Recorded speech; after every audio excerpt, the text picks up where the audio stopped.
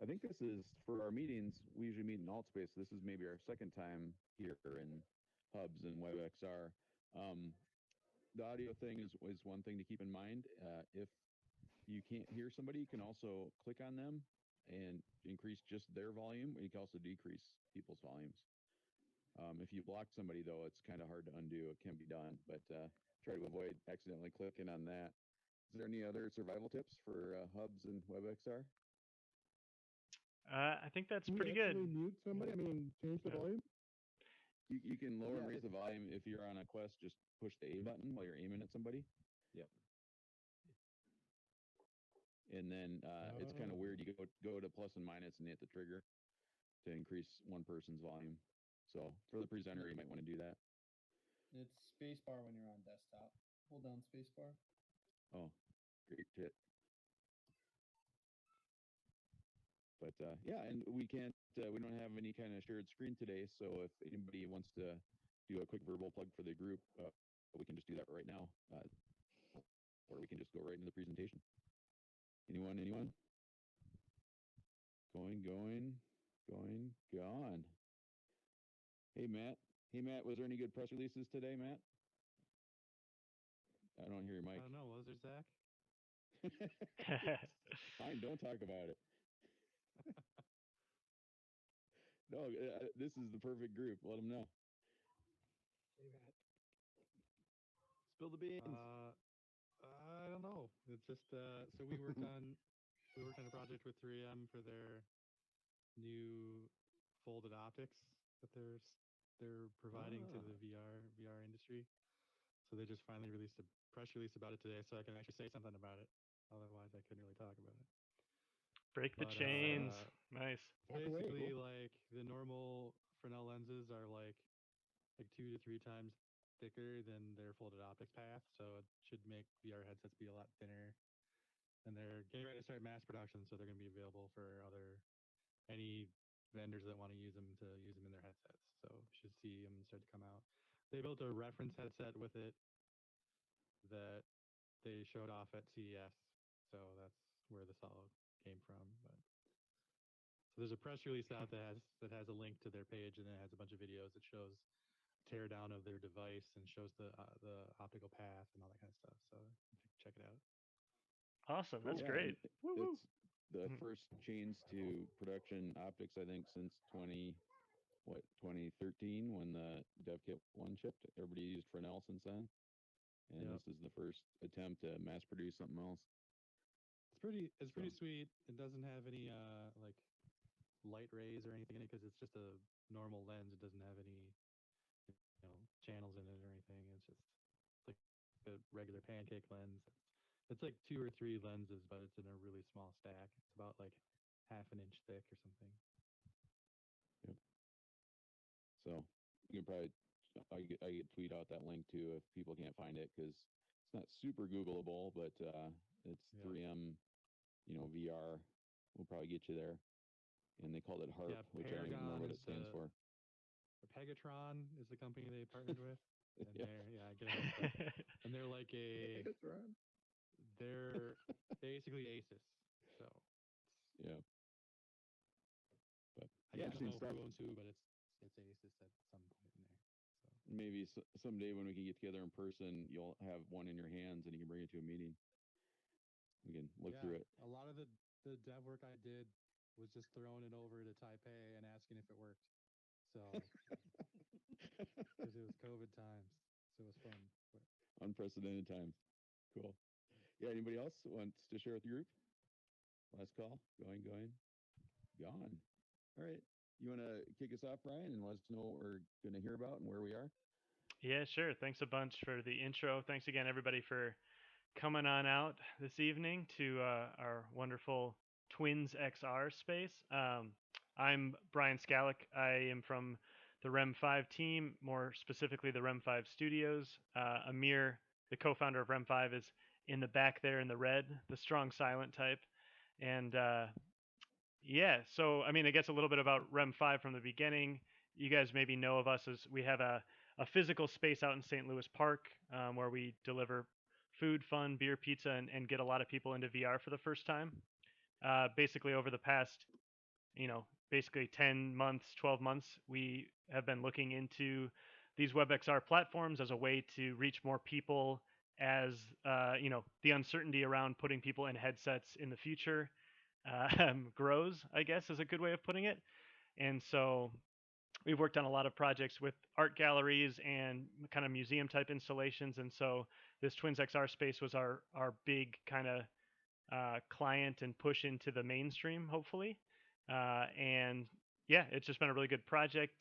It was basically they were going to do a virtual, or sorry, a real life Hall of Fame type event at Target Field, and of course, like everything else, that got canceled, and kind of was our really good foot in the door to do a test space, but like a really polished, really well done test space, just to continue to explore this medium and like we said, deliver a cross device product that can be done in VR, which is cool because it connects to the VR that we have done for the past 3+ years, and also reaches the 99% of people that don't have VR equipment at their home, which it looks like maybe half of us half of us in the room are doing just that. We'll get into more of the details. Let's do a little bit some other intros. So I think most of you guys probably know Ty. Ty from Wall Ride. I'd say wave, but none of us have hands. Yeah, do a headbang. Ty and his team. Ty's worked with Amir on previous projects, especially with stuff that's in kind of the REM5 Studios space, where we're producing experiences ourselves for clients and more specific content experiences. But Ty, do you want to just give the spiel about Wall Ride and anything else you'd like to say? Oh no, I think I probably know everyone in here, but yeah, Wall Ride, we do video games and virtual reality and, rad experiences and stuff. We were super excited to get on this project, not only to do something else with the twins, but Webxr actually, I didn't even know about Webxr before this project, and turns out it's really badass. So we're super excited to, work with REM5 on this and figure out the workflow and everything, and it's just amazing to see people on their phones and on desktop and VR all be able to come together and chat. Also, Billy from Wall Ride's in here. Billy did a lot of the 3D work and stuff over here. He's over in the corner. So what up, Billy? Billy, What's going on? Yeah, very excited. Awesome. Yeah, thanks. Well, yeah, I mean, Ty and Billy were great to work with. This project was a lot of learning for both of us. Like I think we talked a little bit before the meeting got started about how we were streamlining images and really focusing on getting the model small as humanly possible in order for it to load, especially on mobile. And then our third kind of leg of the stool is Anthony over here. Anthony comes to us from the XP Portal team out of Austin, Texas. So he has been surviving the last couple of weeks down there with everything that's been going on. But we've been really glad to have Anthony on board. He's a WordPress whiz, I think, more historically, but has been playing in the hub space for the last couple of years and really become one of the, I guess I would say, the experts in that realm. So it was great to have Anthony on board. Anthony, do you want to say anything or do any plugs at this time? That was a good intro. Yeah, just XP Portal, just so everyone here knows, like we are a managed Hubs Cloud platform. So we are aiming to release a product that anyone can go in a control panel and click a button to create their own hub space. So yeah, stay tuned on that. Yeah, so I think between the three kind of those groups that I talked about, anything from kind of the client side, working with the twins, working with the general public, questions can come to Amir and I. Anything about kind of the design, getting the model right could be with Bill and Ty, and then anything about just hubs, scaling, and then the UI that we worked with on Anthony. He would be your best resource for any of those questions. So yeah, pretty casual. Looks like we've got a pretty full house here, which is great. We don't have to do anything super specific as far as like talking about the twins in the space. If you guys want to explore after the meeting, feel free to do that. I think we can just kind of go around, talk a little bit more about any design decisions that kind of came up. Like I said, the workflow to get to this point and then finally, you know, flipping the switch and getting it out to the public. So I'll just kind of start with, some of the design decisions where we've already been. You guys came into kind of this spawn lobby. We've been having to work a lot with people on, like, it's become really simple and second nature to us because we've spent literally hundreds of hours in this platform. But we take a lot of pride in making sure that, like, the very general public from ages 6 to 66 and above, whatever, can all use the platform. And like we've seen, you put a 12-year-old in here and WASD, okay, cool, like, Minecraft, Fortnite controls, got it, and they're off and running, and you can't actually catch them. They're like already gone doing their thing. And then a lot of our client base outside of this project is, an older corporate crowd, a higher education crowd, and so, again, some of them will get it, and a lot of them, it takes a little bit. So we really like to hit people with onboarding. The twins made a really cool video for us, and then when you spawn in, hitting them with all of the instructions again, just because it's like you literally can't say it enough times, and it's just one of those things that we tend to forget because it's second nature at this point. But when you're really releasing a product to the public that, like even Ty was saying, and a lot of people in the VR space, the Webxr stuff is just kind of coming into its own, and so this was brand new, not just for untech people, but even for some of the tech audiences as well. So yeah, that was just some of the considerations, making the space super wide. So even if you're having trouble with the controls, like you're getting around really easily, that was something we worked with Ty and Billy a lot on, of like literally just how wide should the hallways be. And then a couple other things too, so the room we're in right now is, we called the Atrium. It's kind of this first big wow moment. We wanted to have this nice reveal for when you walk down that initial hallway. Man, I gotta stop doing arm movements from behind my desktop. I'm like trying to point at things. I should have been in a headset, but it's sometimes it's a little bit easier to screen record and do a couple other things right now. So bear with me. But yeah, so we're in the Atrium right now. So you can imagine, right? I'm walking out. I see this huge TC logo. I've got the big panorama of Target Field. We've got this open sky. It's kind of that mix. And we talk a lot about this with clients, especially on the custom projects, is like, can we recreate reality? Sure. But why is the second question. We have all the tools to have a fun social event. But as I look out in the crowd, we're all baseballs. We're all in sweet Twins jerseys. We're able to talk, but like, why not? Yeah, why not do an open ceiling with big baseballs in the sky? And that was a piece of the puzzle too. That was a lot of fun between Amir, myself, Ty, and Billy, to be like, they'd come to us with a lot of really cool updates and changes, and we'd be like, sweet, that's awesome. And then we'd come to them with being like, all right, well, let's try this. And so a lot of these really nice touches from the beginning, came from Ty, as far as like the logos on the carpet. We get the most compliments about the carpet out of anything. I've taken, 100+ people through here on private tours, and everybody's like, "Oh my God, the carpet!" And I'm like, you know what? It really is the little things, and like, right, it looks like it was just vacuumed. It's one of those things where you're like, the resolution on that, works out just fine for this space. So a few things like that, where it's like you can have a lot of fun with the space. And from the twin side of things too, they were very hands off as far as like creative decisions. Get the players' names right, and that's about the end of it. We're like, all right, sweet. So, we definitely lucked out, and like Ty said, a bit of a dream project, both from a client standpoint and the amount of leeway we had in putting this together. So, a lot of those really nice touches throughout.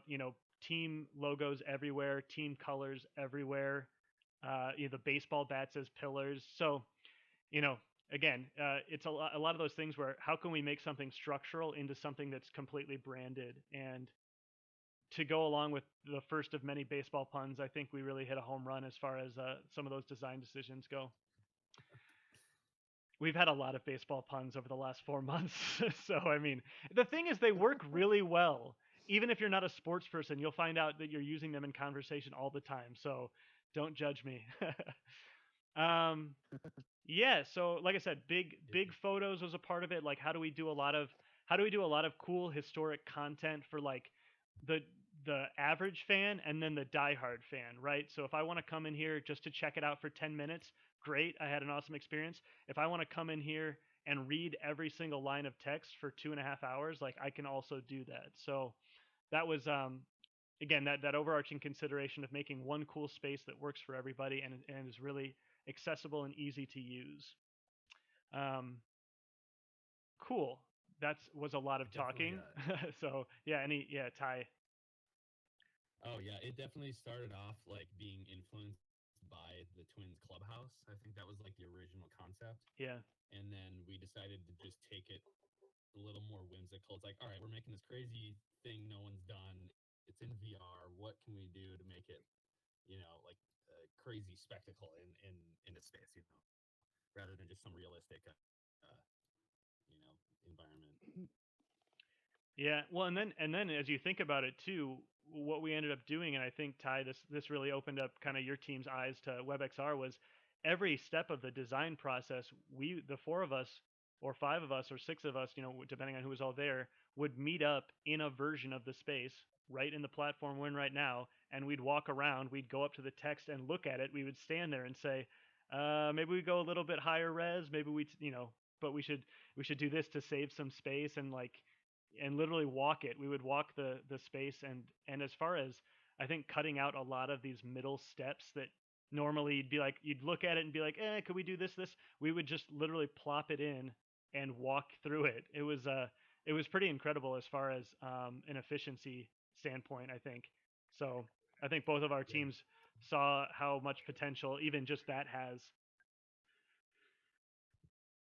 That drawing, there's like a drawing functionality that can be turned on. So like when we're walking around the space, like Brian can just scribble on the wall, like change this, change that, move this here. What if this looked like this? So it's super helpful. Yeah, and so yes, Mr. Gaff. Yes. When we were doing those VR sort of work sessions, were you mainly on PCs or sometimes you had headsets on?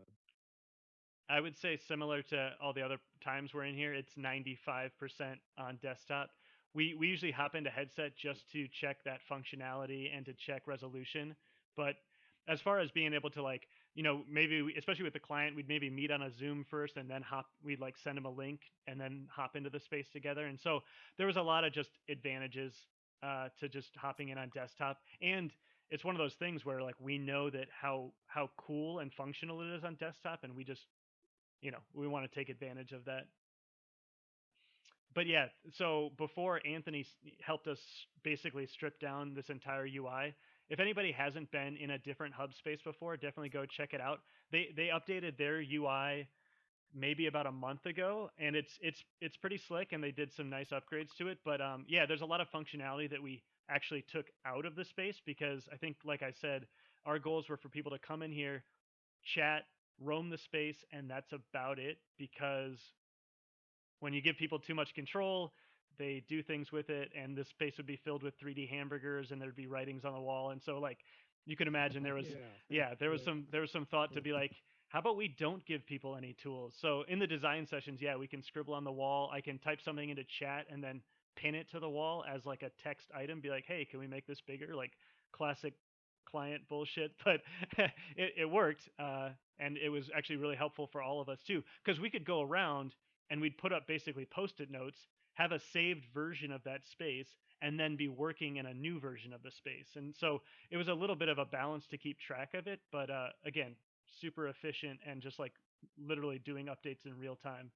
So I think on that note, let's actually head to one of the clubhouses so we can get another change of view and we can talk a little bit more about that. So as you'll see on our little map over here, it's a big circular space. There's 3 clubhouses and 3 media rooms. It's all very symmetrical. It's very easy to navigate. If you go in a circle, you're not going to get lost. We ended up getting these really nice chevrons on this piece of nicely vacuumed carpet, just to be like, hey, subtly, everybody should walk this way because it's in chronological order, without being a little bit more blatant with it. Also, if you look on your left, everybody's outside wall, we did some trivia too. So you'd read the trivia question, come down the hallway, and get the answer. So just a couple of things too that would help guide people kind of through the space, add some fun pieces to it, and then all this content, all this archival photos, super cool. Really gives a sense of like not only is it a Hall of Fame, but it's a Twins memorial to the game and to the team. So we had access to their archives and their curator and got a hold of some really fun and really cool photos. Another quick design decision I'll point out while we're in this hallway are these big window cutouts. We did those for a couple of reasons. One, uh, it's cool, and we're floating out in baseball heaven or something. We haven't really decided where we're at, but it works and it's fun. And then also, the cutouts give you a view of sometimes some of the other rooms and buildings in the space. So we figured too, especially if when people spawn in, they can look out that window and know that there's another room for them to go to. Like we made this very caveman simple, or at least tried to, and so that was just another thing that was like, hey, it brings some light into the space. You get to see out the window, and then you also get a little bit of sense of where you are in the structure as a whole. So those turned out really cool. Another great decision. One more thing too on this ceiling as you're walking in, we've got some striping on there. That was a Mr. Gaff. That was a thought for in headset because a lot of those before it was just blue, and when you're in headset, sometimes those big swatches of color, you start to lose depth and it gets a little bit tough to read in headset. So yeah, that was another great kind of solve that Ty and Billy came up with for that. All right, so let's all come and gather around this huge bat in the middle of the room if you want, or take a peek around the outside. This is Clubhouse 1. I'll even get up on a pedestal here. This is the first of 3 clubhouses, so a little bit more like logistical knowledge. We had 34 Hall of Famers, and so we divided them up into 3 rooms. And then also now this is chronological, so this is a lot of guys from the 60s and 70s that played at the Metropolitan Stadium. Each clubhouse went to serve, like Ty said. So this is you know loosely based on the actual Twins clubhouse. So it's kind of this oval-ish shape, and they have the real wood lockers that every player keeps their stuff in, and then they actually have the retired numbers above the lockers in the locker room. So taking a lot of real world reference in this space, and it ends up just laying itself out nicely to take in the content. So you can imagine you could go around the room, read all the people's, look at the photos, and there's enough space for other people to be in here. There's enough space for people to walk behind you on those upper layers. And so just again, kind of grandiose. Let me pop down here. Grandiose space, open ceiling, just because why not? And then we've got these big hero items, as you might have noticed, the 7-foot tall baseball bat that's floating in the middle of the room. So this was all mocked up off of Harmon Killebrew's actual bat that hit the 520-foot home run. So we had a chance to really create some very unique pieces of Twins history and lore even behind some of these items. And so each clubhouse has an item dedicated to a player in that clubhouse and to like that time period as well. So that's kind of the general layout is like, right, each clubhouse has players in it. We have a hero object in the middle. And then if you want to check it out too, there's this film room. The Twins cut us up three videos that we have playing on a loop in there. There's audio gradually as you start to walk in. Those videos feature all of the players that are in this room. Again, a nice tie-in, a nice piece of content, and a really funky beat. If you want to dance, definitely go in there and check it out because it is awesome.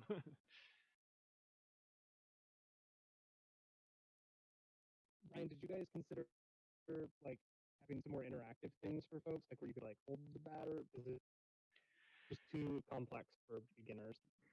Yeah, and Anthony definitely pop in whenever. So there's some abilities we can give, and we've done in. Speak to that. Yeah, go for it. Oh, yeah.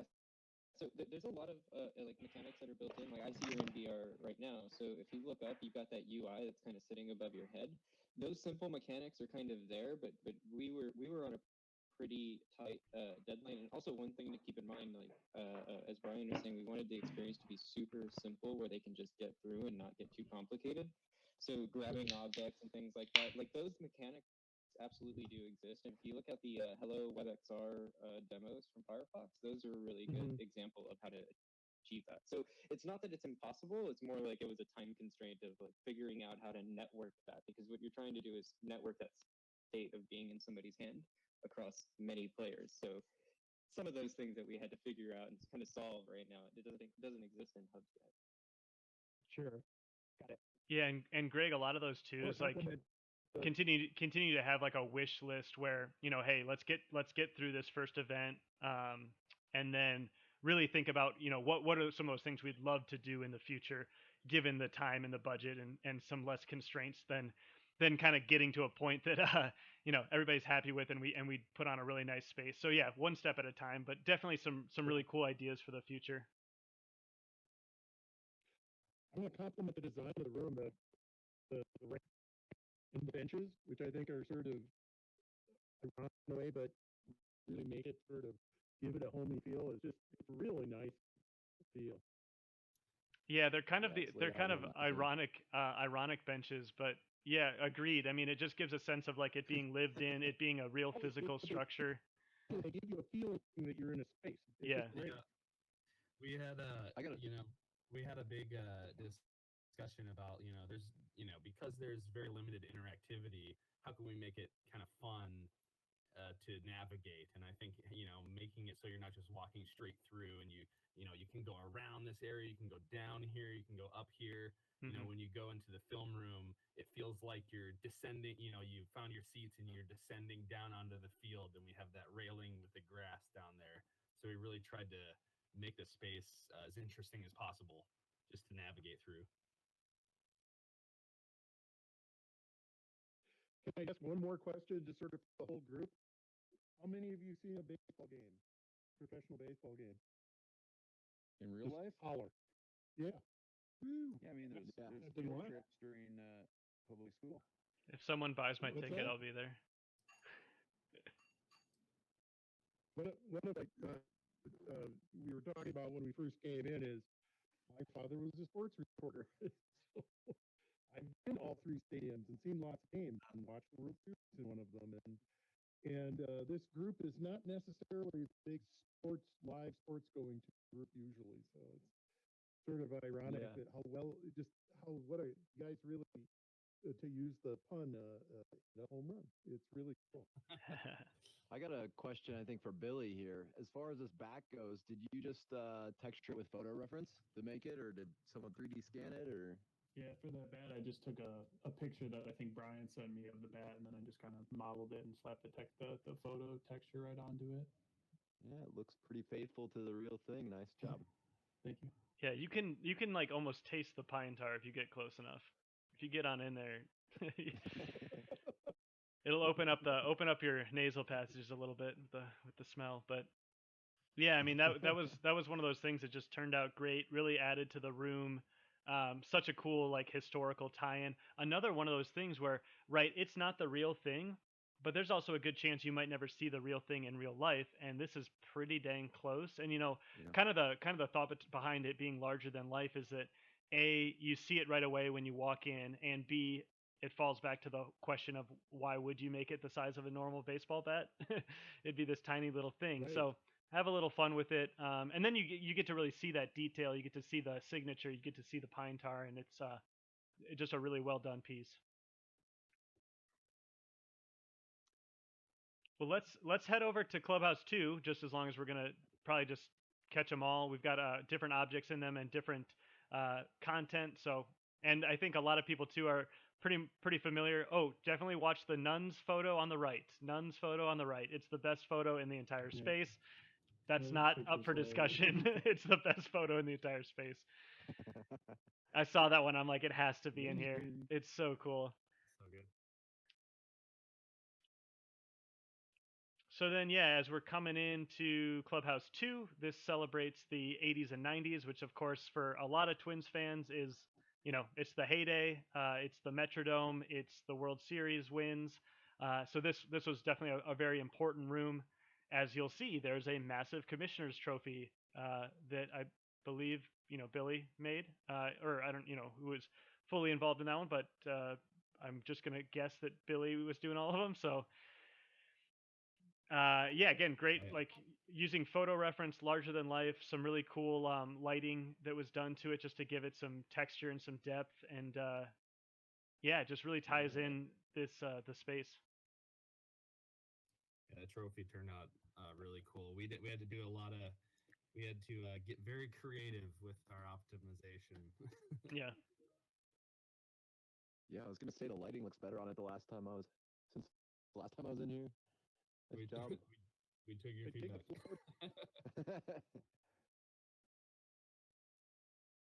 feedback. Yeah, and I guess that brings up maybe a good point that I haven't spoke to yet. So there's only 5 or 6 different objects in this entire space. So the one main object, of course, is like the entire structure, and that includes all of the lockers, all of the clubhouses, all of the content everywhere. And then each of the objects in the clubhouses and the i.e. the trophy here is its own object, basically placed into Spoke, which is the engine that we put all the pieces together in. And yeah, so as far as that goes, I mean that was pretty important in getting it down to a pretty manageable number. And again, Ty and his team did an amazing job at getting us there. Yeah, so the only things that's really like calling up are those 4 models, and then each of the videos is placed in as its own asset that's loaded in on the back end. We were very selective with our because the space was pretty big.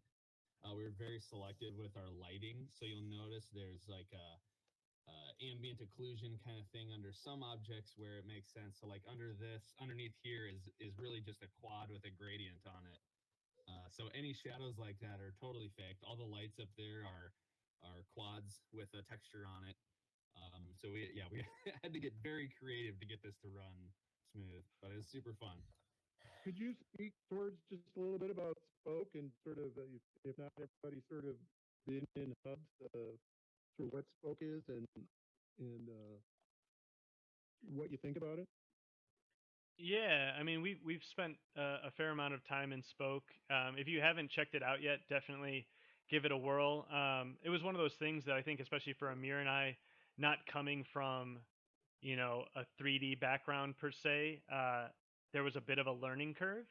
Um, but what we get to basically do with it is it can be a blank canvas for bringing in 3D objects, images, 360 photos, and it's the back end where all of these pieces that Ty and his team built, and then bringing in like the skybox, and then basically allowing the avatars to roam it. That's where all of that magic comes together. So then once we build the room, right, the this virtual experience in Spoke, that's where we send it to Anthony. Anthony gets it up, and that's where we've created basically the different rooms and instances that this space is running in, and then basically how everybody can hop in as their avatar and have a shared social experience in the version of the room. But I think Spoke's pretty slick. Again, not coming from much of a technical background, I think the first time I sat down and like it was about 8 hours later, and you get to a point where you're like, okay, cool, you can start to get a little bit quicker with it, and it's one of those things too where you can every single object can be rotated and placed and like very meticulously set up, which I think compared to some of the other builders, like if you've done anything in Frame, or not A Frame but FrameVR.io, it's another online Webxr platform, you actually don't get that type of ability. So yeah, Spoke's really slick, and I mean Hubs in general is really when slick. You were doing So. the Met, I was very impressed. We just sort of wandered in there almost for fun, and with a bunch of people who were experienced computer graphic designers and stuff, and it was relatively impressive, and again streamlined though to make it sort of easy to use. I was impressed.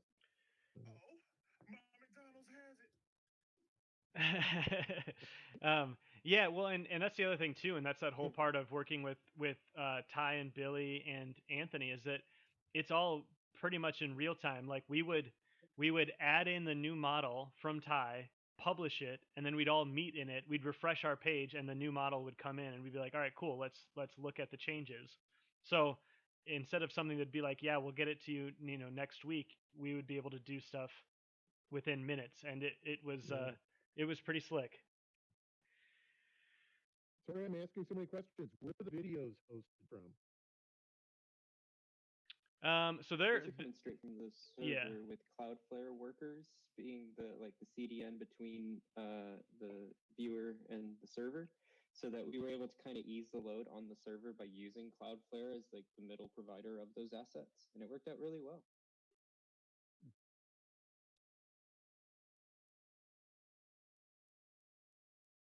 Awesome. Well, let's just might as well check out the third Clubhouse.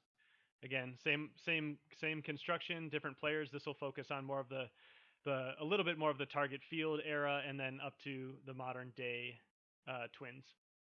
That would be the non-World Series. We don't talk about that. Yeah.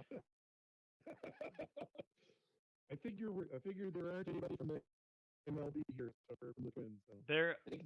They're always listening though. So the MLB actually did plant bugs in the space. That was part of the contractual agreement. So I'm sorry. I'm just kidding, kind of, maybe. I don't know. They might have. So yeah, so this is Clubhouse 3. You'll see a lot of the the more modern players. We had to do a little bit of a stretch between like, okay, these guys all weren't exactly target field, but 3 stadiums, 3 clubhouses. We had to take a little bit of liberty there. Something I wanted to bring up that was really cool, and I just posted a video to it to YouTube, and I'll try to share it out to Zach afterwards. But basically, we did a press conference in here on the Tuesday before it opened, and we actually had Michael Kadire and Torrey Hunter from their phones. Which is beyond us, because like we don't recommend coming in on mobile, but like you can do it.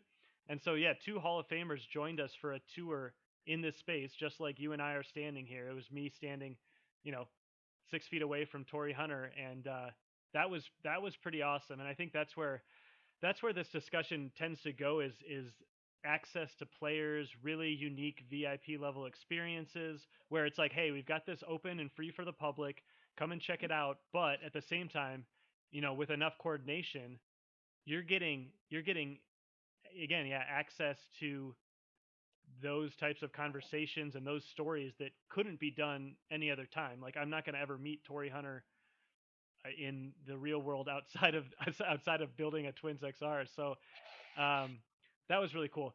Sorry, baseball thing for non-baseball fans. Torrey Hunter was basically the most energetic and awesome to watch player of like the turn of the millennium, and he's a Hall of Famer, and I think overall recognized as one of like the really cool Twins, and like a really nice guy. So yeah, it was awesome, and we get him in here, and we got press with us. It's kind of we're doing a walkthrough with our client from the Twins, and they just start telling these stories about how we're standing around this baseball here, and it was during maybe the 03 season or something. They were doing one of the tours around the state that they do, and Harmon Killebrew actually told him, no one's going to be able to read your autograph years from now, because he used to just write it as TH, and like nobody like TH, who's that? And so just stuff like that would come up like naturally in these spaces, and again, you wouldn't really get to elicit that type of story outside of being near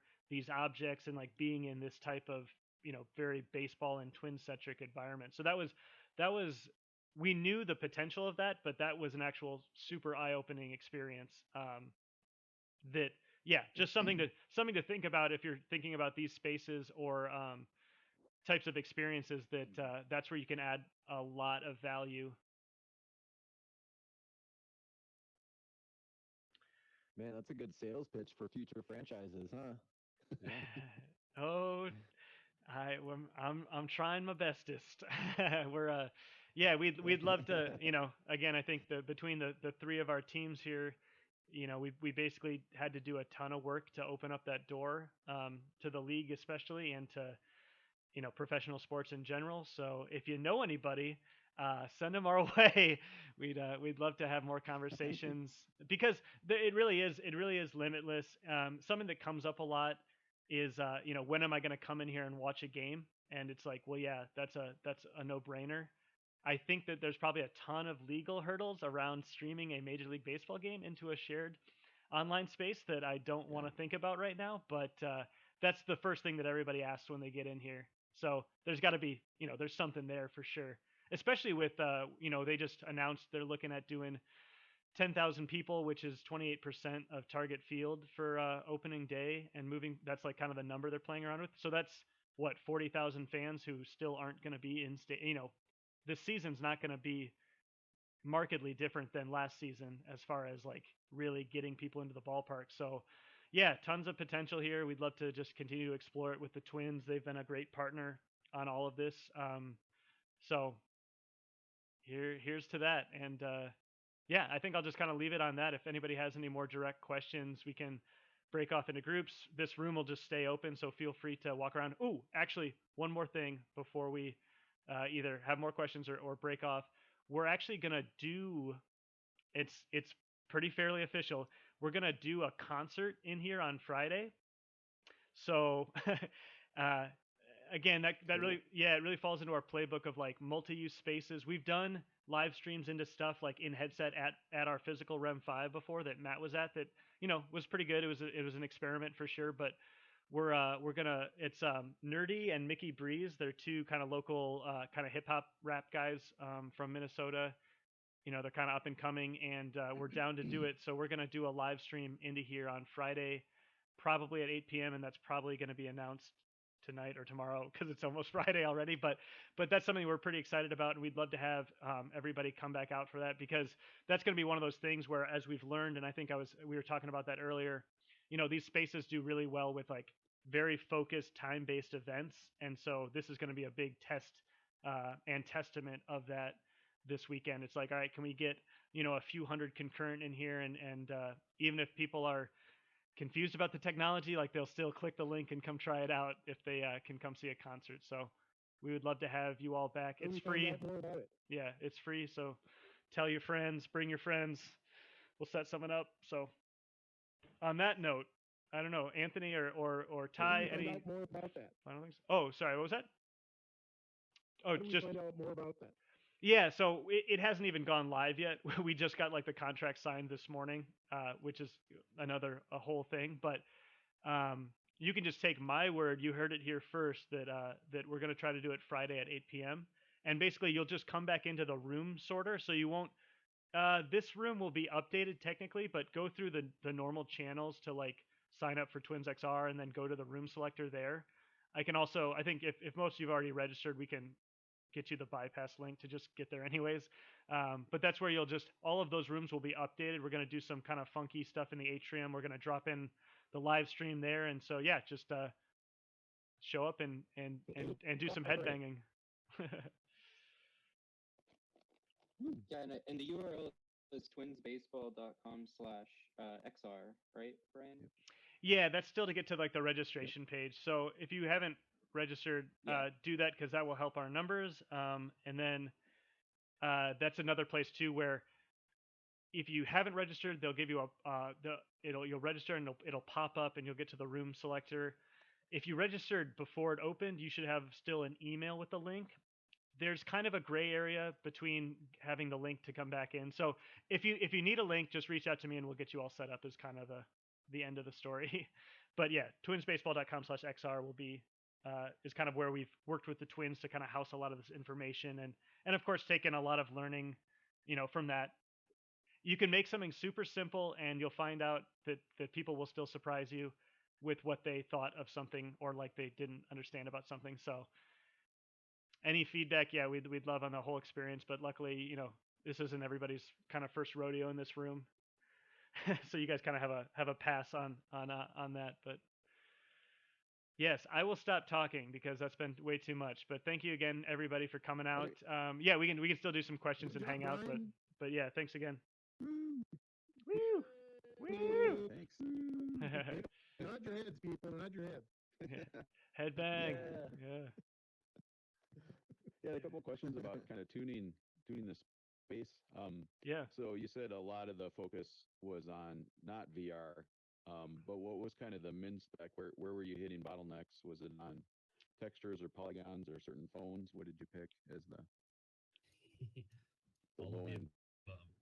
Yeah, Yeah, I think every device ever, and maybe all of the ones that are getting released in the future. They tried it on everything. Yeah, I think it's specific. we went into old phone drawers and like pulled out iPhone 5s, and that's kind of where I think we hit the limit of the page failing to load. I mean, that was maybe that's Ty, you can kind of go into that a little bit more. Basically, we had a point where we had the model and it wouldn't load on mobile, and that was something we didn't quite promise, but we know for a younger generation, like if it can't be on your phone, it doesn't exist. And so that was kind of a must have. Yeah. But then, yeah, Ty, do you want to speak to like how we basically had this huge jump in size, well, jump down in size, and then we were kind of smooth sailing from there. Yeah, definitely. I mean, lots of tricks, like I mentioned before. Like, we didn't even make a light map. We just made selective fake lighting. We did, I think the biggest hurdle was the amount of high res photos in here, as you can see Yeah. looking around. And making sure that those were still, readable on the walls. So lots of texture atlasing, lots of cutout shaders and fake lighting. And then, we used a very kind of selective palette and flat colors, and basically used geometry and color swapping where we could create depth instead of having actual lighting. So I mean, it was a lot of like I almost want to say old school game development Yeah. tricks to make it happen. Like PlayStation 1, Oh yeah, but with but we have textures. anti-alias. Yep. Yeah. Yeah. And then I was curious, maybe for somebody else, what about tuning audio? I've noticed as we're walking around, the distance is well suited to like a group of friends, and then it drops off quickly, maybe too quickly for our large group of 20 people or 15. Yeah. Was there tweaks to the audio? Yeah, we definitely just had to land on a happy medium, and there's a lot of different distances that we've played with across other spaces that we've built out. And so, yeah, the thought was like, say we have a group in this room, like we want to be able to kind of reach everybody, but at the same time, you don't want this audio to carry over to one of the other clubhouses. So again, in theory, in our brains, you would have maybe four small groups going through the space, and just like in a public space, like your audio is going to mix with people you're nearby. Like that's no different if you're at a museum or at the baseball game, whatever. But at the same time, you have the ability to be able to get away from those voices if need be for a number of reasons that, of course, I'm sure you can uh, make up in your minds right now. And so yeah, that was definitely a consideration. And we kind of landed on one that yeah, it was, had a pretty hard cutoff, so you had to stay close. Just because I mean, I'm even one person that like, between tinnitus and other problems, if I have a bunch of different voices in my head at one time, like it just adds to the other voices that are in my head, and that's way too many voices. So yeah, it was just like, we You got voices in your head? Wow. and Matt, I don't want to talk about it. Okay, no, but it really is one of those considerations where, especially like when people are coming into the lobby, like they, we don't want them to be bombarded with a bunch of other stuff just because, Yep. People are going to get deer in the headlights kind of thing going on and just like click out or freeze up or whatever. And so, yeah, in Spoke, like we talked about, you have a lot of ability to adjust that. You can't adjust that, I don't believe, Anthony, in real time. There's some preferences you can have on a personal level as far as like media volumes and other volumes, but as far as our spatial audio goes, we kind of set that on the back end, and then when we publish it, that's where it is. Yeah, and you can hard code those values too in your own custom client. It is actually possible to do that, but Oh, sweet. it's best to use Spoke because Spoke is the best way to do that. And is there volumes or cutoffs, or is it all just distance between avatars? Like, is the hallway a separate sound area, propagation Yeah, area than this yeah. room? Each avatar basically has their own circle around them, and so as I move further away from you, eventually I'll cut off there or slightly kind of decrease Yeah, it's definitely it's an interesting middle spot to find, because you just know that when we think about the kind of the least common denominator of a person in the space, you want to give them enough room to lag behind, and not just, yeah, thinking about the person that's like, I know you can hear me, I'm coming back to rescue you, it's everything's okay. So Yep. yeah. And then yeah, when we have a group like us in here, it's kind of a no problem for people to figure out that they're close enough, and that you know, so I think that's kind of, Anthony, is there anything you've kind of had from other types of experiences or other types of rooms that have worked well? I mean, the biggest thing too is when we try to have like really tight circles so you can have a private conversation. That's not built as well into hubs as it is maybe in some of these other kind of spaces that are a little bit more dedicated to like breakouts and these small tight knit conversations. But I think for the most part we try to find a middle ground. But Anthony, I'm not sure if you have any other experiences with things that have worked better in other situations. Yeah. I think it comes down to if you're going to be in a room with strangers that you don't anticipate becoming friends with, then you want those tighter circles, or I'm sorry, you want those wider circles where you're not or you're not hearing people that you don't know. But like in this case, like we are in a meetup, so it's more Yeah. purpose audio settings, I guess. Like it entirely depends on your use case. Yeah. And that's what's great about Spoke, though, is that you can set those on a per scene level so that you can decide what makes sense for this room. So maybe it makes sense that we have a separate Spoke scene for meetups, right? Like those need to have Yeah. a certain audio parameter kind of preset. Yeah, that's super smart. I guess we didn't really even think about that. Since this is our kind of our private off the grid one, we definitely could have done that. But yeah, I think for the most part, it's Maybe. making it enough. I mean, you have the ability to have just like not to turn off spatial audio, which I would imagine would just be kind of a nightmare, but also less taxing on the scene overall. So another one of Yeah. those trade-offs that yeah, there's what is the perfect thing. I mean, it's just a lot of testing and figuring it out. And for a lot of that too, it's like, yeah, you have to publish it. I would meet up with Amir in here, and we would just walk until we couldn't hear each other and be like, all right, gotcha. It wasn't super scientific. That's kind of one thing, and maybe it's Yep. just something that I don't know how to do yet on there.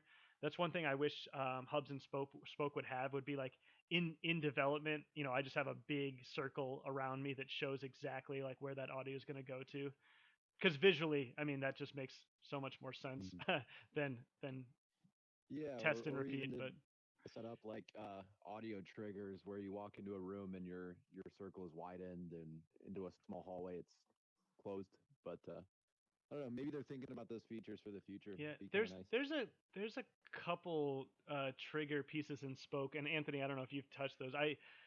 There's a few things that we haven't even kind of maybe even experimented with yet, because we haven't had the need to. But yeah, agreed. All of that would be awesome. I mean, some features like, right, I could have a megaphone on right now, everybody else is muted, and everybody can hear me perfectly. Yeah. Would be cool. So I hear they're working on that. yeah, I'm sure it's Okay. it's in the Yeah. works. I think y'all should all follow the Hub's Twitter account, because I think they're going to be announcing, they did a hackathon apparently very recently, and they're going to be announcing sort of what the results are of that. And I think there's a lot of like features that they kind of did MVPs of that will be really exciting. Good to know. Nice. And also, I guess that's another thing. Shout out, of course, to them, because we had a couple tours with their entire, or a good part of their dev team, just where we'd be like, hey, and working, especially talking with Anthony too, like, is this setup going to work? What do we need for server size? Do you guys see any red flags as we're walking through here that that we need to know about before we, release this to a major sports team? And so, yeah, that was just really nice. They're very available. Almost too available. We were kind of like, hey, like, how do we like bring you on as part of the team and like pay you to help with some of these special pieces, or kind of whatever. And they're actually not quite open to that at this time, which is interesting. But I mean, yeah, they're doing the Lord's work in general, uh, for the good of the larger community. So again, huge shout out to all of them. Really cool people over there. Yeah, and they actually gave us a really cool tool where we were able to do load testing on the server. So we do know for a fact that this can handle 300 people all at the same time hitting the room in like a span of a minute. So that is possible. We were able to write yeah. So I wrote a Lambda script to just hammer it out. I wrote a little bash script that just said loop through all of the rooms and populate them all and go through the steps.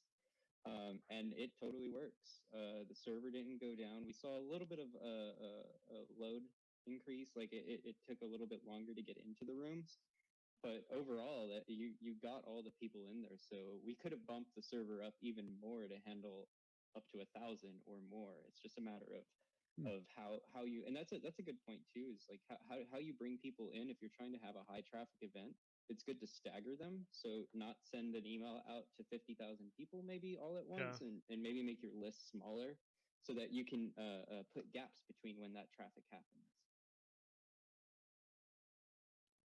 I was like, Anthony, can we bring in the bots right now? Bring in the bots.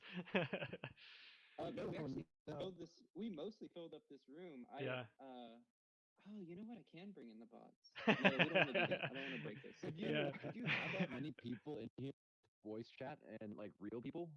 20 per room. Yeah. Oh, 20 per room. I see. That's our limit. And what we did that because of the there's some restrictions, like a VR participant is way heavier on the load for every other device than a normal one. So you can fit up to about 30 in here with mostly no problem, but then it becomes a hassle for all of the participants. So we decided 20 was like the really good sweet spot, and it still allowed for it to feel populated. And then you have multiple rooms, right? Multiple instances. Yes. Yep. So there's, I think we've got 10 on the homepage right now. So 10 times 20, we got 200 that we can fit. And we were increasing and decreasing that as the needs were kind of coming in. And it's important to do that too, because you don't want to have 20 blank rooms. That's not a good experience. So you might want to do. Is the instancing? Oh, sorry. Is the instancing done behind the scenes, or do they have to go to like a separate room if they get a notification that one's full?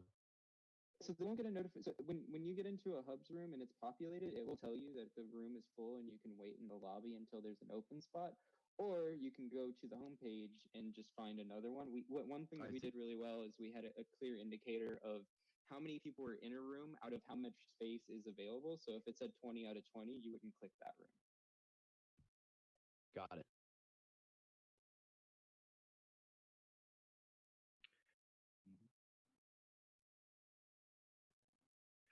Yeah, it looked like Ty had to go, but again, thanks to Ty and Billy from Wallride. Definitely check them out. I mean, you guys are familiar with them, but follow them on the socials. I'll give a shout out again to, we just started social medias for the REM5 Studios account, which, Amir had kind of started from day one, but with this project especially, it was a lot more public facing. So we kind of got our butts in gear as far as, a website and social media and pretending like we've had that for a lot longer than just before this event. I mean, and like I said, we're open at our St. Louis Park space. I know a lot of you have VR at home, but do you have buffalo chicken flatbread pizzas at home? I don't think so. So I'm gonna do some super shameful plugs right now, but you guys should come out and see us. We're actually doing a really cool Friday special with VR and beers coming up here. So, or just shoot us a note and we can just host you too. But but we'd love to see everybody over at the space, or bring your kids or your families or whatever. Or I mean, again, I know we're not quite in the space yet to be doing stuff in real life, but hopefully we get there soon. And REM5 would love to be a resource for VR meetups or for any other kind of social group that wants to get together still safely and distance and whatnot. Just let us know. We're always here. But yeah, again, thanks everybody. I just got a tweet from Greg. Thanks for tweeting out, Greg. And yeah, hopefully we get to do more of this. We'd love to see everybody on Friday, and we'll start working on this the second summer engagement that we'll have coming up with the twins, probably quickly after this one ends, which is fun. Yeah, it's fun. Shut down the space? Yeah. Yeah, so this week, or will it exist online? yeah, so when we first talked, Zach, this was going to work out nice because the space was going to close this evening, therefore being open for 2 weeks, which just a nice general amount of time to put a little bit of emphasis on. All right, you got to come check it out because it's not just going to stay open forever. The main thing behind that was server costs, in thinking that right with a lot of concurrent users and a lot of use, that's just going to be expensive to kind of keep the lights on. So it will be closing now Friday after the concert that I will see you all at, and then yeah, I mean, right, we'll still have the space, and that's what's kind of cool about it. Somebody in the press meeting was like, "Whoa, this is a time capsule for the Twins," and I'm like, "Yes, that's an Yeah. awesome way to put it, because we could spin this back up at any time, right?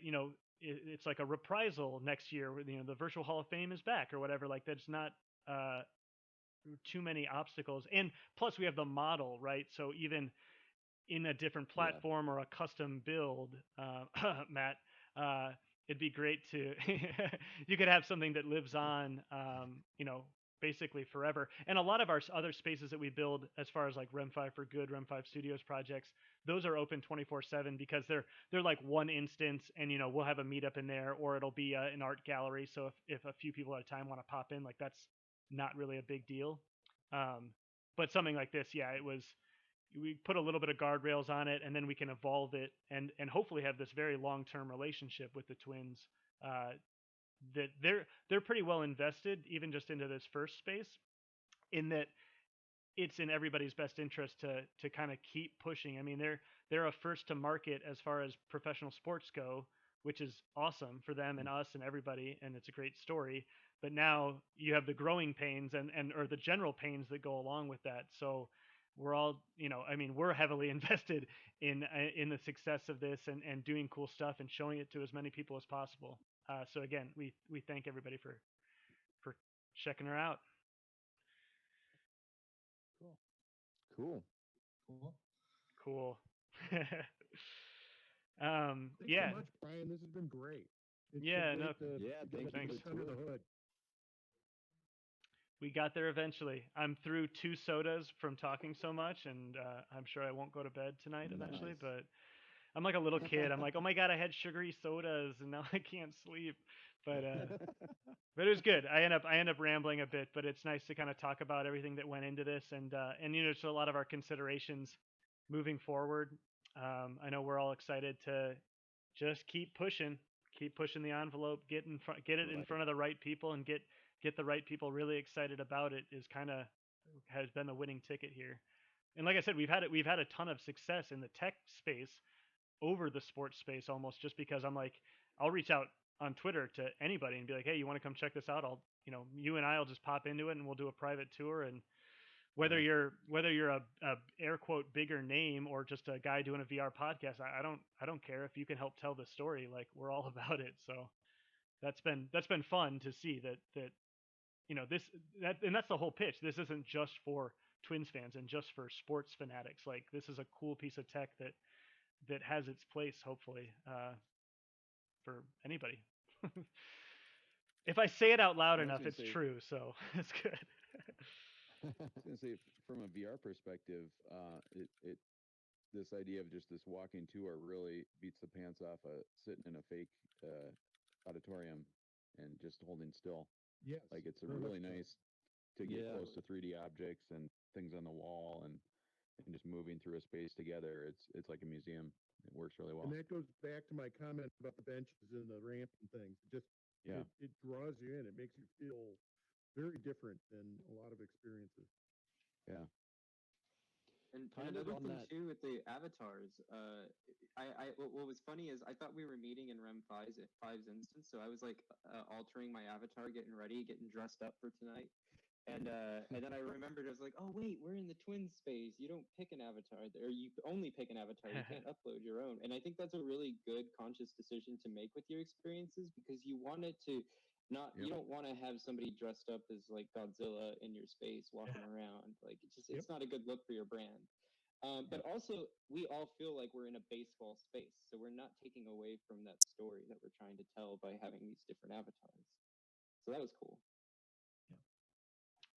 Oh yeah, I mean, and that kind of goes back to the avatar. We didn't quite get into them except for talking about how freaking sweet they are, and the sunglasses are really cool. But they Yeah. they ended up solving a lot of not problems, but just like uh, decision, right? So we had the five options, all historical jerseys, super cool, tied into the brand, and then very right, very non-gendered, and it, there Yep. isn't a race associated with it, which, we're not trying to just skip around that, but it's like, hey, you can't even like a lot of the avatar creators, if you guys have used Ready Player Me, I mean, there's not enough options for, right, the diversity Right. in the world, and so that's something that we've run into a lot, and where it's just like, all right, we can reach a really nice middle ground by doing this.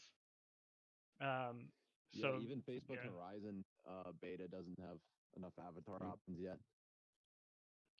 Yeah, I think Kind of tricky. I'm a super It's kind pale of guy like in there, which is not unlike normal, but it's kind of like if you're making like avatar creation, you either need to go all in and cater to every single option, or do something that is abstract enough to where like Yep. your baseballs. yeah.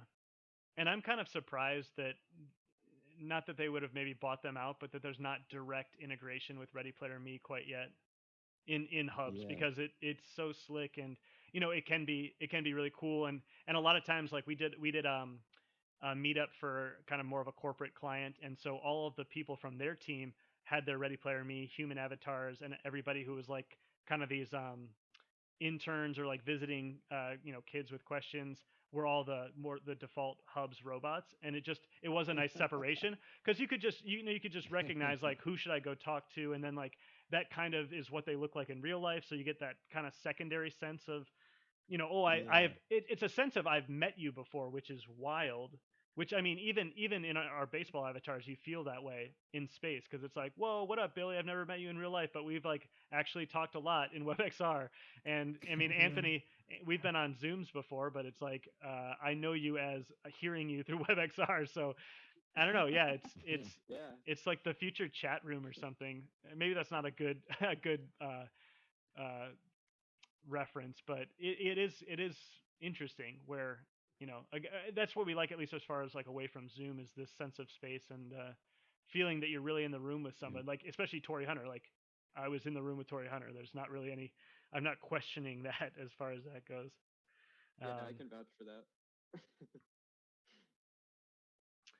Yeah, totally. Awesome. Well, yeah. I mean, again, thanks So everybody. We're kind of keep going here, unless we can chat and talk till whenever. If people want to explore the space, again, feel free. Um, Okay. the Twins For XR, Batteries Day. yeah, Twins XR will be officially open until the end of Friday night. So if you have friends, or you want to give us a shout out and tell people they can come check it out, just using that normal Twins pathway, and quick and not hopefully painful registration uh, would be awesome and helpful. And 8 Cool. o'clock on Friday. Yeah, that's what we're shooting for. I gotta check if the Twins actually have tweeted something out, because that will determine it. We did talk about 8 though, and hey, here's to experimenting with it too. I mean, right? So we're doing a live stream into it. We're hopefully gonna have a lot of full rooms. It'll be, you know, a lot of people have done bigger and better stuff, but I think for us, it's this really big proving ground again too, of multi-use space. This isn't just a Hall of Fame. It's a social venue that happens to talk a lot about baseball. But the Twins did this big virtual Twins Fest about a week before this opened, and technically that could have just been done in here, or this could served as a social space to watch that, instead of just on Facebook with a bunch of drones, and it's not an actual immersive and a connected experience. Yeah. But that's what we just got to keep selling into them, and keep those ideas going, as far as like, we'll try to make it happen. We'll give it our best shot to make something cool work, and keep just pounding the pavement as far as using the space goes. Yeah, I guess I just have one thing to say. I guess that might just be of interest to other VR users. I had the chance to go to a meetup inside the Museum of Other Realities. For those who haven't heard of it, it's like a VR art museum that a lot of art from like tilt brush artists, and people are really good at writing like shaders and things like that. Just really cool stuff. But in terms of like the architectural design of like a VR space and like audio design as you traverse the space with others, I think they're doing a lot of really cool innovation. And I highly recommend if you get the chance. You do need like a desktop to use the Museum of Other Realities, but if you get the chance to go to a meetup, definitely do it. It's one of the most like high quality in terms of like audio fidelity and just the way the space is laid out. And like if you go around a wall and you're right next to someone, but like there's a wall in between you, like you won't be able to hear them. So I think in terms of like innovation spaces and like meetups and stuff like that, they're doing some really cool things. And I think this week they're actually going to be doing a meetup in there with the creators of Tilt Brush. So I can't remember which day that was. It might be tomorrow. I'm not quite sure, but yeah, just wanted to bring that up. Museum of Other Realities. Yeah, let me check. I'm looking at Twitter right now because I saw that today. Yeah. Counting down to our February live talk event. Come on, museum. You got to give me a date. PC-based VR. Yes, it is unfortunately only PC-based. Okay. Thursday at 6:30 Pacific time, so 8:30 Central. Yeah, so I think I'm definitely gonna go there. Would love to see some of you as well if you're able to make it. So. And Matt, I'll let you know. I've been having a couple conversations, and I actually had her come and tour this space. But a woman that's worked with more a little bit has offered to do a private tour or get some of us who are interested set up. So I'd love to work with you to awesome. to do some there because it's cool. I definitely haven't spent enough time in there, but it is really something. They are open to hosting meetups in there from like just any groups or whatever. You can talk to the developers. They actually give you like a presenter code to like plug into their auditorium, and they have like speaker abilities and kind of like what we've done in alt space where someone's voice is amplified and that sort of thing. But yeah, they have a big auditorium and they're open to other groups using it. I know, but yeah. Who was the person that you were talking to, Ryan? If you can. Yeah, let me pull up the email real quick.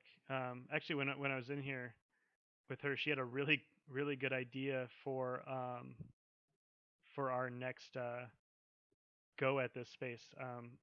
Kind of more of an event focused, another live stream. But I was like, that is genius. I'm going to borrow that from you. Cool.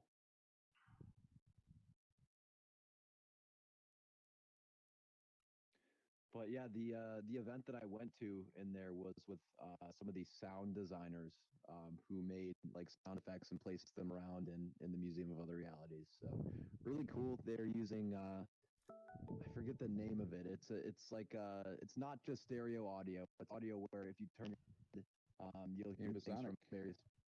Yes, that's the right word. Yep. But they actually. They have I think they had actually a programmer who made a custom audio engine for that game too. They're not using like they're not even using audio middleware. I think like Fmod or Wise. I think they're using a custom solution they built. But I noticed that even your own voice echoes in the museum slightly when you're in there. It uses your microphone input, so pretty cool.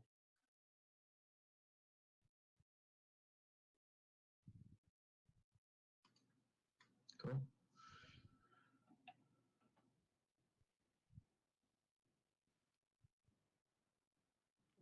All right. Any closing thoughts, Zach? Any other announcements of the group or anything? No, thanks everybody for coming, and feel free to mingle and converse. We got to get Patrick to talk. He's been silent the entire night. Calling him out. Yeah, I'm cool. There you go. There he is. Another person fell asleep on my tours. Oh no! I was gonna say, no, I think this layout of this room. I don't know if you've been to Disneyland, Yeah. Main Street Cinema. See my been to Yep. Disneyland Main Street Cinema? Nobody? Yes. Yeah, it's been a yes, while. I'll have yes. to Google it. So yeah, it's kind of a round space like this, and where you've got the pictures on the wall would be all these different silent films playing. You've got this round Cool. thing in the middle that you can stand on and watch. And it's cool, yeah. It's like like Ty was saying, you walk in and you're sort of forced to pick a side, right? You don't, you got multiple elevations and something happening in every direction. So It kind of reminds me of the conference room in Star Wars before they go on missions. The circular room where they have the hologram in the middle. yeah. Patrick, are you talking about the real Disney thing, or are you talking about a VR one? No, I'm talking about Yeah. the real one. Yeah. I looked it up. It checks out. No, I remember that. Yeah. Billy, did you have Disneyland, any not Disney World. inspirations kind of behind the architectural layout of I think Ty just kind of blocked it out. Pretty much the whole layout was based on Ty's original blackout, and he just had Okay. one thing in the middle. But yeah, it's kind of like a spaceship kind of hologram in the middle. But now that we've been in this with Brian talking, I feel like we need a podium or something in every room where like a speaker is above, like looking down, talking to everybody. Brian can go and get on the Maybe on the- baseball, but we can't, right? I was able to get up there. Yeah, it's a walkable surface. Everybody in the baseball. Here we go. Oh, hello. Yeah, teleport. I was gonna say, I can't get up there. Woo. I can't get up there either. Maybe Yeah. it's the VR If you're in can't Only get up see the there. baseball now. Yeah. If you're in VR, use the trigger to get your teleporter, and you should see a teleport Yeah. arc. The kind of Yeah, the burgundy. Turns red. Go up on top of it. Yeah, the burgundy Turns part of the red, you gotta platform. put it up there. Yeah. Yep. Once you're in it, look down and you see Oh the yeah. baseball. There we go. You can get inside the baseball. You just can't get next to the baseball. Scott, you gotta kind of towards the middle. Also, If you can, the very center. Awkward closeness. There we go. It's like a hot tub, Hey, we're all people just in in the this together. We'll just have to deal with it for now. Everybody in the baseball. This feels is like funny. Some surreal version of a hot tub. I'm gonna have to tweet this out. Great. We should have hit Hunter something. really enjoyed this part. I was in a baseball with Tory Hunter. How do you know it was really Tory Hunter? I'm not to be. That's actually Anthony, funny. We VR need impersonator. Anthony. We need some type of auth just for actual celebrities. Yeah, Tory Hunter mode. Bitcoin. Please put your Tory Hunter on the blockchain. Please put your retina up to the phone. Yeah. So if you guys haven't gone in and looked at a movie yet, it's worth doing. Should we all go do that real quick? Sure. Yeah. Sure. Yeah, is that Clubhouse 2? Oh, here's one. Here's one. There's a movie in. There's also individual volume settings on the film. So if you turn down the volume, it's just for you, which is actually kind of nice. Oh, cool. Yeah. And this is, of course, theoretically and assuming that it's working on your end, but I'm able just to kind of mute it on mine so I can still hear everybody. Another interesting design decision that we went through was a lot of these ramps. So in hubs and in Spoke, you create basically the floor plan which allows jumping into the baseball. Like it's basically a walkable area, and so these ramps were really important, and like kind of the guide rails and everything, so that people weren't getting stuck on spots, or like we didn't have stairs that would become an issue when we went to do a floor plan. And especially the ramps going into this kind of this lowered area in there were very important. So we actually have a ramp on all three sides. So again, just one of those things where it's like, I'm assuming you're for some reason not able to use the controls very well. I'm gonna make sure you don't get like caught like on a ramp and have a bad experience. I think that was something really good we ended up working for through. VR users, you don't have to, or for like VR users, the whole space is navigable without having to teleport. Yeah. Yep. We basically didn't even tell people how to teleport. I mean, our thought is hopefully you don't have to do that, and we're not going to confuse you. Because teleport to a lot of people outside of VR means like more of a waypoint. Like I can jump to a different room, or I can use an actual like portal or something versus just a navigation tool. But yeah, I mean, really cool design in here. I think a couple people checked them out, but yeah, Ty was talking about this, like the stadium feel of kind of walking down these ramps and the tiered, everybody's got a good line of sight. This is something, Mr. Gaff, for movie viewing. I mean, this was something where we wanted to talk about actually giving sight lines to everybody. So even it's not a crazy tiered system. It's enough that, Patrick's name is in my way, but it's nothing crazy. I can still kind of spread out and you can get 20 people in here comfortably too. Is the other thought of thinking of those big kind of VIP tours. Whoops. Yeah, no, I'm impressed by that. We've played around with a couple of the alt VR movie theaters and with big screen and that stuff, and I liked how this was set up. It looks really nice. Yeah, I think for video, the number one option would just be hiding names until you point at somebody or something. Yeah. It would be just a great option to get into hubs. Yeah. But for Scott's thing, we ended up just putting the screen 30 feet in the air, so everybody looked up a little bit, and then that fixes it too. Mm-hmm.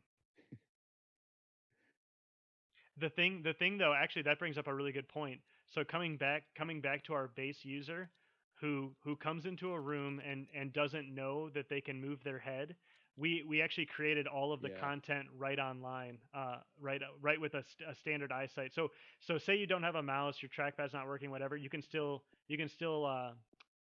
snap, turn, and move, and if you never move your head up or down, you don't have to.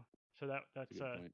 That was a conscious for again, for this audience, for one-off things, or for not this audience in this room, but for the larger general public, that's something we're pretty conscious of, and maybe overly conscious, honestly. What was that? When you and I chatting just when we came in early is I want to go back to that onboarding thing that I thought was really cool that you had that for, again, introducing people. But what from our Met experience and from I think some other people's experience and what you and I were talking about is that trying to get people who don't have VR gear in here is sort of seems to be an energy level that you have to get past. And a really good video that shows people somehow doing that is, and I don't have a solution to that, but to do this evangelism thing we were talking about is that this is so much more fun than a Zoom, and how to get that across, and how to get across that you can do it in 2D, and it's still too fun. And I've been like dragging, kicking and screaming like people like that Zach knows, like Jim Russell, and well, Russell jumps in here, but people like Josh Loader and Stan Dissinger and stuff, dragging them into hubs, a room that I set up in hubs just for them to see what it's like, and trying to get their wives to come in and do it, while they're in their houses and stuff, and it's like pulling teeth. It's I don't do VR. It's hard. It's hard to explain the value to someone who's never tried it. Similar to even just trying to explain VR to someone who's never used a VR headset. I've got some fairly sophisticated folks, that I was at the U with and stuff in a couple different fields. And I'm saying, well, let's, I've been doing this cool VR stuff. Let's go, and, we get together in Zoom every, few weeks or something. Let's go in there and just, I don't know, that sounds too technical. It's not that, and it's so much better experience. Anyway, that's, again, I'm preaching to the crowd, I guess, but Yeah, so that's something that, again, completely agree with all of that. Even in coming up with a name like Twins XR, we threw around all the words. Virtual was in there, but that that word's been thrown around more so than it has needed to be the last 12 months. and we think XR is really cool because like we all know that it's a nice blanket term. It's pretty evergreen. It doesn't say VR, which of course we all know would mean in headset.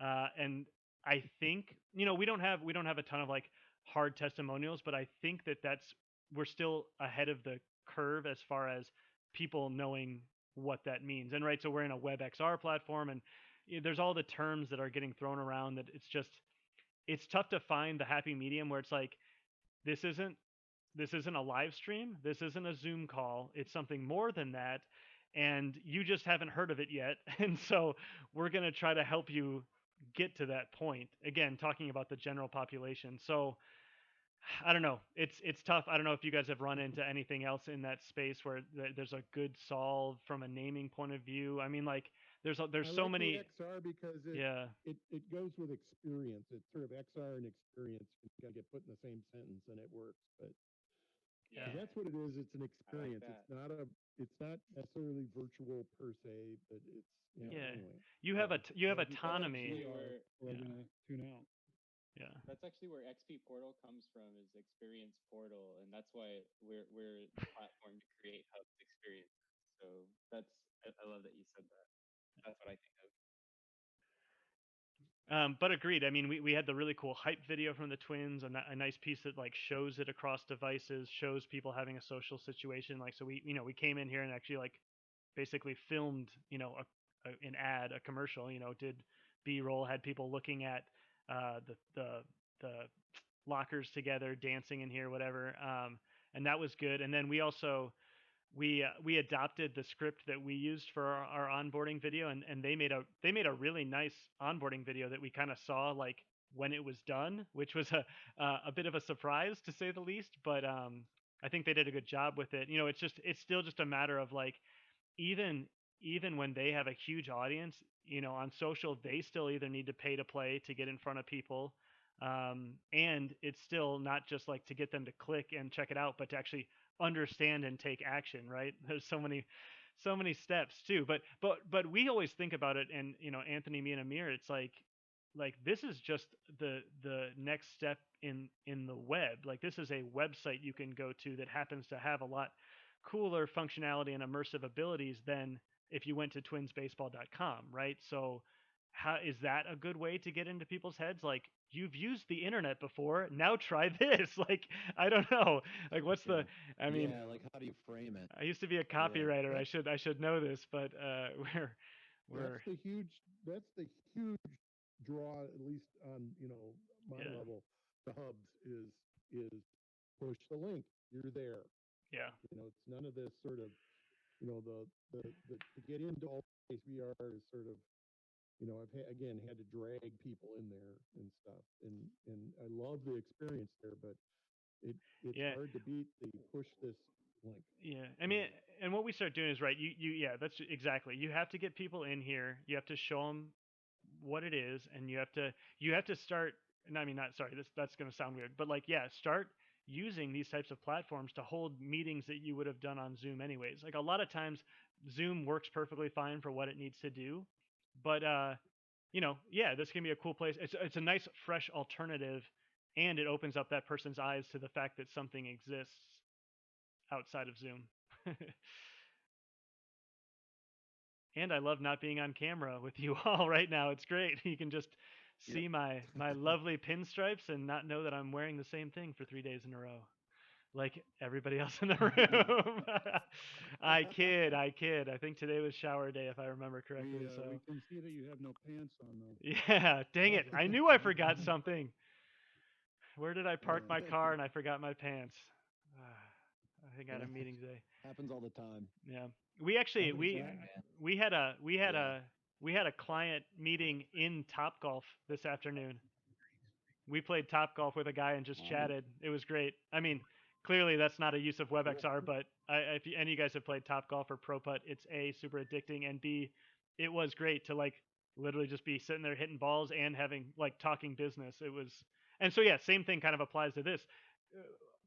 We build it, we put it in people's hands. Like we'd love to have people come in here and have a business meeting or a team meetup or whatever. Like we don't care. It's out there, So unfortunately, it costs a lot of money to get it in front of eyeballs as far as like paid media goes. We had some, you know. Uh oh, Chappie. Oh, sorry. He's on TikTok. People are falling asleep and getting on TikTok during my tours. No, I'm kidding.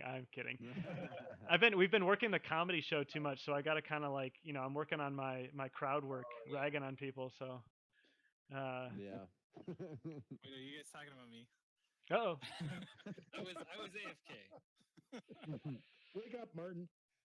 What happened? That's actually one thing, and Anthony, I know we've talked about it too, but it would be a great release in the new Hubs update would be to have like an away button on, because like I ran off to get something to drink and I don't think anybody noticed, which was great, but like because otherwise I come up like Marty. Oh, he doesn't want to talk to me. Oh, fine, okay, like cold shoulder, huh?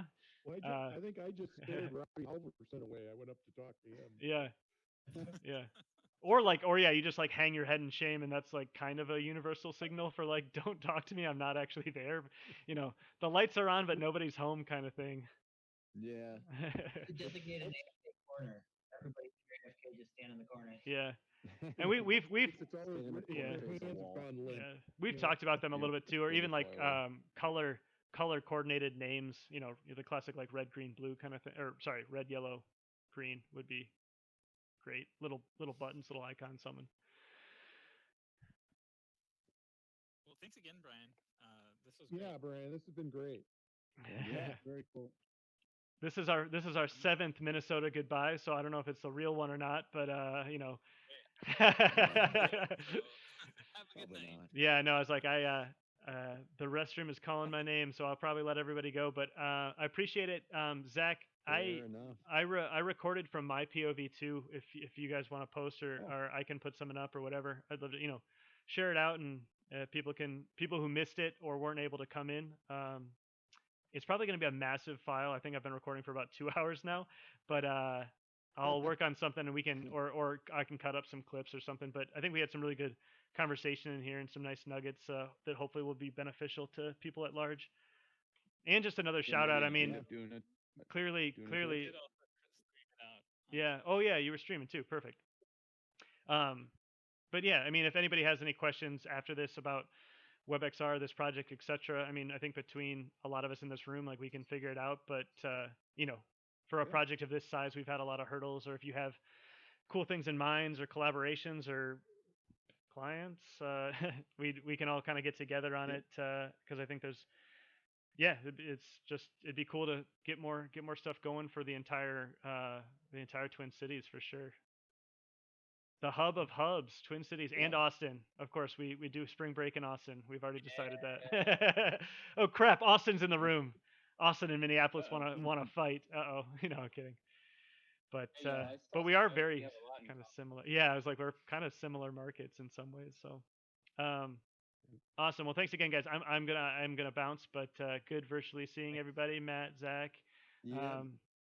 Thanks for having us. Thanks for hanging out here, right? Yeah. Feel free. This room's just gonna stay open. So cool. Chill. Yeah, All right. I'm gonna take off too, but it's been good seeing you guys.